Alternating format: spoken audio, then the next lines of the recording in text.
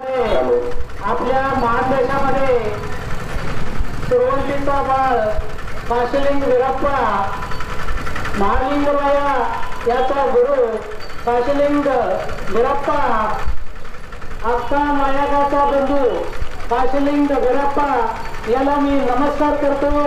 आपल्या कुलदेवतेला नमस्कार करतो आणि आपल्या सांगोला तालुक्यातील 11 वेळा निवडून गेलेले माननीय गणपत आबा देशमुख यांना मी नमस्कार करतो। आपल्या सांगोला तालुक्यातून सर्व जनतेने ज्या पद्धतीने गणपतराव देशमुख आबा यांना 11 वेळा निवडून दिलं, 11 वेळा मुंबईमध्ये विधानसभेमध्ये पाठवलं, त्याच पद्धतीने आज आपण काशीलिंग वीरप्पा याला स्मरण करूया। काशीलिंग वीरप्पा आपला कुलदैवत याला स्मरण करूया आणि आज एक संकल्प करूया।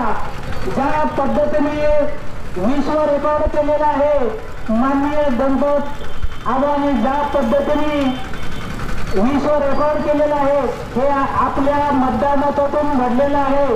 हे जे विश्व रेकॉर्ड केलेलं आहे 11 वेळा निवडून जाण्याचं, हे तुमची किमया आहे, तुमची ताकद आहे। जवळावासियांची सांगोला तालुक्याची ताकद ही आहे की विश्व रेकॉर्ड करायची ताकद आहे। आणि आपल्याला ज्या पद्धतीने 11 वेळेला माननीय आबांना आपण माननीय आबांना विधानसभेत पाठवलं, त्याच पद्धतीने संसदेत पाठवायचा संकल्प आज करायचा आहे। माननीय इंजिनियर भुतकडे साहेब यांना सुद्धा 11 वेळा संसदेत पाठवायचा आपण आज संकल्प करायचा दिवस आहे। आपला मुलगा, आपला भाऊ माननीय इंजिनियर भुतकडे साहेब हे माडा लोकसभा 2024च्या निवडणुकीच्या रिंगणात गिरवाजा आशीर्वाद घेऊन गिरवाजा भक्त निवडणुकीत उभा आहे, निवडणुकीच्या रिंगणात उभा आहे। तुमचा आशीर्वाद घेण्यासाठी तुमच्या एका मताची ताकद काय आहे हे सर्व जगाला तुम्ही दाखवून दिलेलं आहे।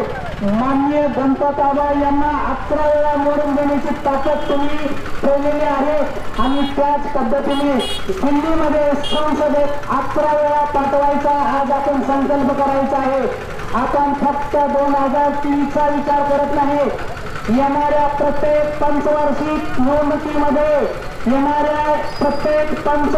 निवडणुकीमध्ये आपल्या हक्काचा माणूस, सांगोल्याच्या मातीतला माणूस, सांगोल्याच्या